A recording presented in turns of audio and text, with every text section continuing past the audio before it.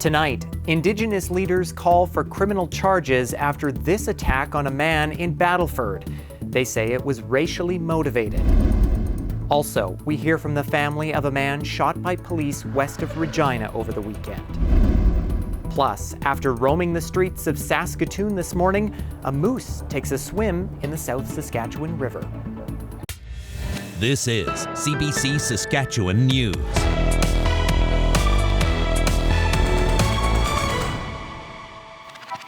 It is Tuesday, July 19th, and the CBC Saskatchewan News starts right now. Thanks for joining us. Sam is away tonight. An attack on an Indigenous man captured on video has triggered outrage and calls for criminal charges. Indigenous leaders say the attack was racially motivated. Miriam Miracle reports. This surveillance video shows Kobe Tutusis standing by his pickup truck on Sunday. He was in Battleford returning a trailer that he had borrowed from his friends. His 6-year-old daughter was sitting in the truck. The video shows a white man approach Tutusis and punch him in the face. Tutusis falls to the ground. Where my bat? Then the man pulls his braid and knees him in the face. 2 other men stand and watch. In a statement on social media, Tutusis said the man was aggressively demanding where his stolen property was, including a phone, bag, and pants, and stating that they have tracked the phone and pointed to the location. That location is the private property of high-profile lawyer Eleanor Sunchild. She says what happened to Tutusis, who is from Pow-Maker Cree Nation, was racially motivated. One guy jumps over and brutally attacks him and pulls him by the braid and holds him to the ground. That just, to me, screams racism.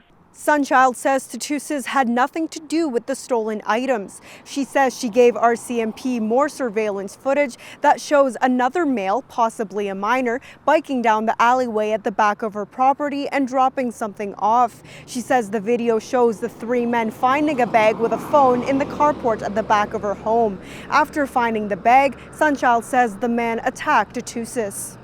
Tutusis's brother says his face is swollen around the nose and that he has a bit of a black eye. He's feeling physically exhausted and mentally and emotionally exhausted. It's been a traumatic experience for his family, his daughter in particular, who was in the truck with him, and the extended family altogether. The Federation of Sovereign Indigenous Nations is calling on the RCMP to investigate and lay charges. RCMP have not laid charges at this time. They say investigations take time to complete and that they're working to identify and find the suspects. Yasmin Ranea, CBC News, Saskatoon. A Saskatchewan family is in mourning after a police shooting near Belle Plaine on Sunday left a 26-year-old man dead. We've now learned more about the man who was killed after a standoff with police on the Trans-Canada Highway. The CBC's Kendall Latimer spoke with his father. Ryan Booker's dad says a standoff with police was out of character for his son. He says that for this to happen, something went tragically wrong. He was like a happy-go-lucky guy. He was a journeyman mechanic and was a rock star at it. Very affable, funny kid, always, quick to make people laugh. Barry Nozel says his son was his hunting partner and that the 26-year-old loved being outside. He also loved his friends and his family. Nozel says they are now grieving together. This is, it can't get any harder than this. So we're all here together and supporting each other. Nozel says his son may have been struggling with mental health issues. This fatal standoff began Sunday around 1 o'clock in the morning. Moose Jaw police say they received a report of a man with a gun uttering threats in the Superstore parking lot. The man then drove eastbound on Highway 1 toward Belle Plaine. RCMP joined in the police response. Police say around 7 a.m., the man pointed a gun at police and did not respond to orders. Then the police shot Ryan Booker. His dad wants more information about what happened and why. What warranted taking a shot before giving me a chance to talk him down? And if he shouldered a gun, then maybe they had to, but pretty hard to shoulder a gun in a Toyota Camry. Nozal says he sat near the highway roadblock for more than 2 hours while his son was surrounded by police, hoping to intervene. When the police came to speak with him, it was to say that his son had died after they shot him. Maybe I'm wrong, but I can't help to think that they would have given me a chance to talk to him. And, you know, we all make mistakes. He made a mistake. I just don't know if this mistake needed to end like it did. Moose Jaw Police and RCMP have requested an independent investigation of the incident. Nozal hopes this investigation provides answers about what exactly happened in the moments before his son's death. Kendall Latimer, CBC News, Saskatoon. Advocates in Canada are renewing calls for a 3-digit crisis phone line in this country. Just last week, a 988 service was launched in the U.S., connecting people in need with trained counselors. And those pushing for the service here say it's long overdue. CBC's Marina von Stackelberg has the details. Jennifer Hope says it's taking too long for Canada to bring in a phone line to help people in crisis like she once was. My first suicide attempt was at 14 years old. And you would think at 14 years old, you would get all this kind of help, you know, the police, maybe a social worker, even a doctor to talk to. And I didn't get any of that at that time. A phone number with someone to talk to just launched in the United States. When you hear 988, think crisis and rescue. Like calling 311 to reach the city or 911 for an ambulance, 988 would be a simple 3-digit number, connecting someone struggling with suicidal thoughts instantly to trained mental health counselors. When people are in crisis, seconds count. Kathleen Finlay lost her father to suicide. She says there's a patchwork of support numbers across the country, including a national 24/7 one, but they're all 10 digits long. Imagine being in a mental health crisis and trying to locate a number. 988 is a 3-digit number, really easy to remember, really easy to dial. Parliament voted unanimously in 2020 to establish the 3-digit number. Health Canada says it still needs to plan for the amount of calls that will come in. Calls for help advocates think should be redirected from traditional emergency services. There's no need to have uniformed police officers, marked police cars. Jennifer Hope says if someone in crisis knows it isn't law enforcement on the other line, they may be more likely to pick up the phone. So the number is needed now. I think the longer we take, the more lives we're going to lose. The future of the mental health line actually rests with the CRTC. It says phone companies may need to modify their networks, even replace equipment. It's expected to make a decision on the 3-digit number later this year. Marina von Stackelberg, CBC News, Ottawa. And while you just heard there is no 3-digit number here in Canada, there is a place you can call for help. Talk Suicide Canada, formerly known as Canada Suicide Prevention Service, operates 24/7.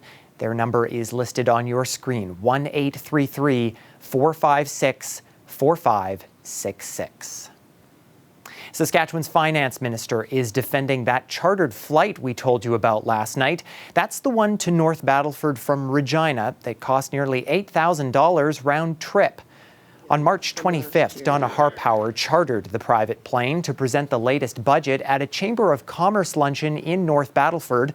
Just days before, in that budget, she announced significant tax hikes. Harpauer says she had nothing to do with booking the flight or vetting the price tag. When asked why she chose to fly rather than drive the 400 kilometers to North Battleford, Harpauer says she was exhausted at the time. The finance minister said that when the media reported the story, they misled the public by only focusing on that one $8,000 trip. I think it's a little disappointing that we're fixating on one trip and not the overall travel. The overall travel for myself is very low. I'm not a frequent flyer. I'm not a big spender on travel. Last year, I think I spent $11,000 in total. So when you look at the entire picture, which I think we should, in order to be really forthcoming with the public, you will find that this government has brought down travel expenses incredibly from what it used to be. Harpauer says she has no regrets about the trip and will not apologize. When asked if she would take the flight again, knowing how much it cost, Harpauer says she would. A high-profile Indigenous leader who runs housing projects in Regina has announced she'll be filing a formal complaint against Regina City Councillor Tarina Shaw. This as the city is already dealing with a complaint from dozens of residents accusing Shaw of making racist comments. Jennifer Francis has the story. I heard this once by an Indigenous person from Ritz's. She talked about people within the Indigenous culture that don't want to have homes. A few weeks ago, Regina Councillor Tarina Shaw asked a question about Indigenous culture and whether some Indigenous people want to be homeless. Her questioning led to outrage within the Indigenous communities and those who work with homeless people. The outrage caused 47 people, including Florence Stratton, to put forward a citizen's complaint against Shaw. Those of us who are white need to understand that and struggle against our own racism that we've internalized. Shaw told CBC News she didn't mean harm and didn't need to apologize. But Stratton says there's another troubling example. During an executive meeting on January 26, Council was discussing a potential apartment complex in the Ward 7 area. The complaint says Shaw implied Indigenous men were sexual predators. I'm not sure an apology is sufficient. I mean, I appreciate that the mayor apologized, but Tarina has not apologized. Today, a high-profile Indigenous leader announced she will also file a complaint against Shaw. In a statement, Erica Bowden, who heads the Regina Treaty Status Indian Services, says she will complain about racialized comments made by Shaw in her presence. The city clerk has confirmed the Integrity Commissioner has received the first complaint and will investigate. I will note, City Council is not permitted the authority under the statute that governs them to remove a member of council from office. The clerk says the Integrity Commissioner can offer suggestions to the City Council person in question or reprimand them. With current legislation in place, neither City Council nor the Integrity Commissioner have the authority to remove a City Councillor from office. Shaw did not respond to our request for comment. Jennifer Francis, CBC News, Regina. Saskatoon police have identified the human remains found in a city park yesterday. They confirmed 53-year-old Nozette Tabassum was found dead in Hyde Park Monday morning. A passerby found her remains. The woman was last seen July 10th in the Rosewood neighborhood. An autopsy was performed and police say they do not believe her death is suspicious. And the Saskatoon Fire Department is reminding people to be cautious on the South Saskatchewan River this year. The department says it had to rescue 3 people on the weekend alone. The fire department's rescue team was sent out to Poplar Bluffs, a conservation area south of the city. Swimming in the river is allowed outside of city limits, but rescuing people out there takes extra resources. The fire department says rescue efforts take up manpower and equipment that could be used elsewhere. Quite a long response time for us, difficult situation. The first one came in essentially as a missing person, and obviously it taxed the resources. The police, they had their plane in the air, so we were able to utilize that resource there to help us. We also went through the police to contact Saskatoon Search and Rescue, and they were starting to deploy when we found the individual, so obviously that takes away resources from the city as well. Saskatoon Fire Department estimates it's had about 20 to 30 calls for river help so far this year. They typically handle about 60 to 80 calls in an entire year. Well, usually you'll find birds and fish of all kinds in the South Saskatchewan River, but this morning, a moose decided to cool off in the water. It had been spotted earlier in the morning roaming some streets near downtown, but ultimately opted for a swim instead. It even ended up catching the attention of some passing canoeists. Will the weather stay warm enough for more dips in the river? Fiona Odlum will have your forecast when we come back.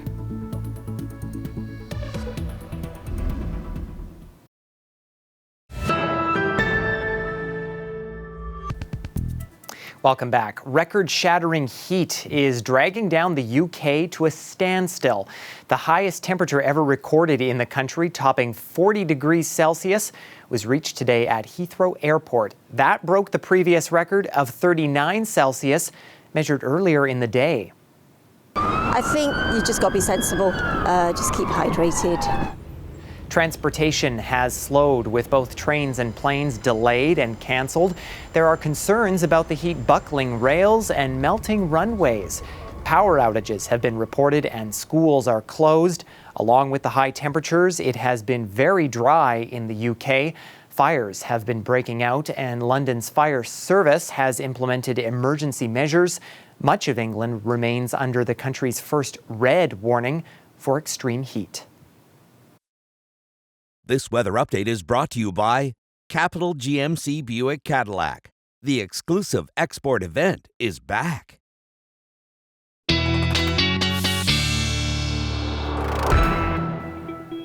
Well, heat warnings remain in place for parts of our province, albeit temperatures will not be as hot as they are right now in the UK. We also picked up a lot of rain in the last 24 hours, including here in Regina, where we saw localized flooding on streets and underpasses. The city is clearing storm drains, and it's asking residents to clear their drains as well and stay away from storm channels. The city's wastewater treatment plant was able to keep up, but wastewater did have to be bypassed at the Garnet Street lift station. Now, speaking of all this rain, weather specialist Fiona Odlum joins us now with a look at rainfall totals and our forecast. That's right, Ethan. A lot of folks last night were spending the evening bailing out their basements here. Frank was very helpful in cleaning up this basement. It was a significant mess. Now, a lot of the rain that we got was really around the Regina area. We had 61 millimeters of rainfall last night through the Regina zone. We had 55 in Weyburn, 47.8 in Strasbourg, and 33.5 in Limerick. So it was significant rain in a really short amount of time. Currently, at this hour, we still have this heat warning in place in this northeast and central zone of the province. This is going to stick around for another day or two until we start seeing a bit of cool air pushing in as a cold front will start arriving later in the week.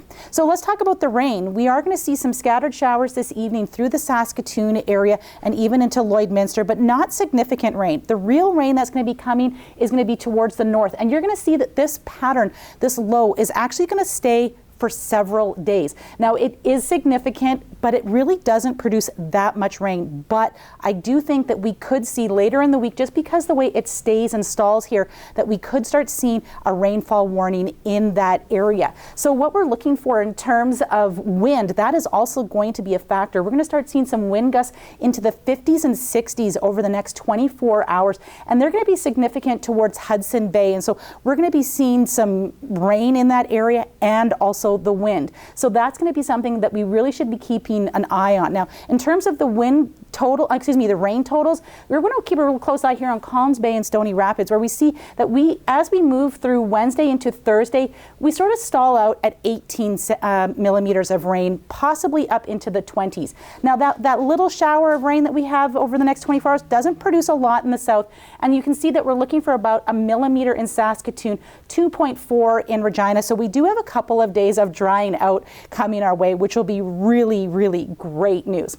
Okay, so for our extended forecast, what we're looking for is a real shift in terms of our base temperature. We've been definitely above seasonal. Seasonal for this time of year is 26. We're going to see that pop up just a fraction onto Thursday, but then we're going to see that cold air pushing in, and that'll bring us below average, which will be a nice little break. It does pop up again on Sunday, but we do look as if we're moving into the last week of July with cooler, closer to seasonal temperatures, which will be really welcome.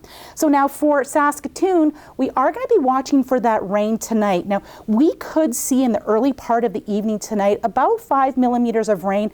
That will start around 9 o'clock tonight, and that'll wrap up very early into tomorrow. So that's why I've put the sun icon here for tomorrow. We're going to see lots of sunshine as we start the day. It's also going to be incredibly windy, so make sure you have your garbage cans locked down. Ethan?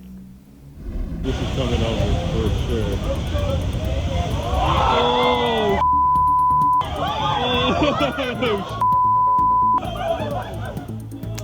We'll talk about a wedding crasher. Video from Hawaii shows large waves crashing through one unlucky bride's wedding.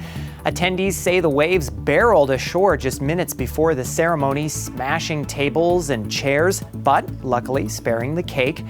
After a quick cleanup job, the happy couple resumed the nuptials. No cold feet at this wedding, but, maybe a few wet ones. We'll be back after the break.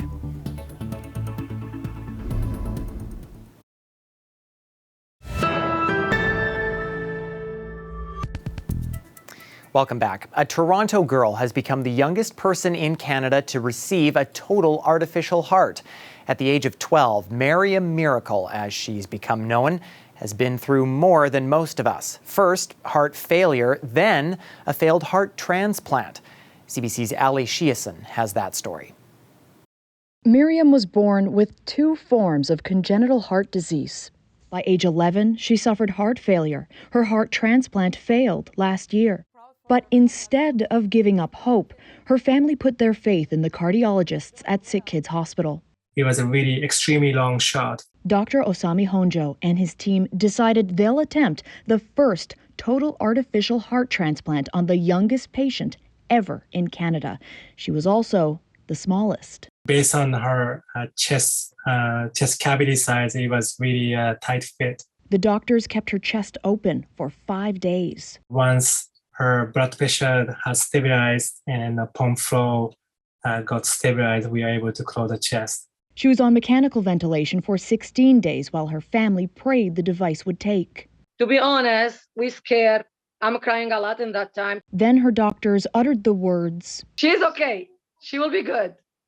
I swear, crying. The artificial heart bought them time until a human heart transplant could be attempted again. And now, 1 year later, she's thriving, earning the nickname Miriam Miracle. Say hi, Maria. What's one thing you want to do this summer before you have to go back to school? Play with the dog. It turns out the dog's nickname is pretty fitting, too. This is Lucky. This is sort of beginning of her new journey. And I'm really hoping that this heart this time will last very long. While setting a medical precedent that the artificial heart procedure can be successful in a young patient, the Sick Kids doctors gave now 12-year-old Miriam a new lease on life. The message to the Sick Kids Hospital, thank you so much. Thank you for everything you did for us, to our family. Ali Shiason, CBC News, Toronto. Cleanup continues today after wild weather ripped through the Medicine Hat area yesterday afternoon. I've never seen nothing like that. No. Locals captured this video as a violent thunderstorm rolled through. Environment Canada says a plow wind toppled trees and damaged homes. Winds in the area gusted up to 100 kilometers an hour. At one point, about 1,900 customers were without power. The couches are flying. Oh, There are no reports of any injuries. Environment Canada issued tornado warnings ahead of the storm, but this afternoon said there's no evidence of a twister actually touching down.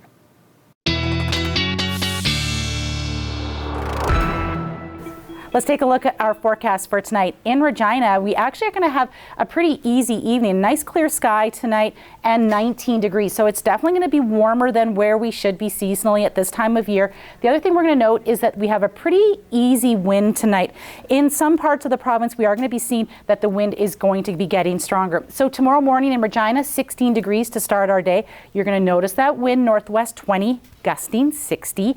And then by the time we get to lunchtime, that wind gusts back up into the 50s. So a really breezy day ahead. And at lunchtime, we'll already be at 22 degrees. Well, in Saskatoon, a little bit of a different story. We have rain starting tonight around 9 o'clock tonight, 17 degrees. That rain will ease up as we look towards tomorrow morning, 16 degrees on the way for tomorrow. And then as we look towards lunchtime, 23 degrees. Ethan? Not bad at all. Thanks very much, Fiona. And that is it for us tonight. For news anytime, head to our website, cbc.ca/sask, or subscribe to the CBC Saskatchewan YouTube channel. Glenn Reid will be back with more local news tonight at 11 o'clock. Until then, thanks for watching and have a great night.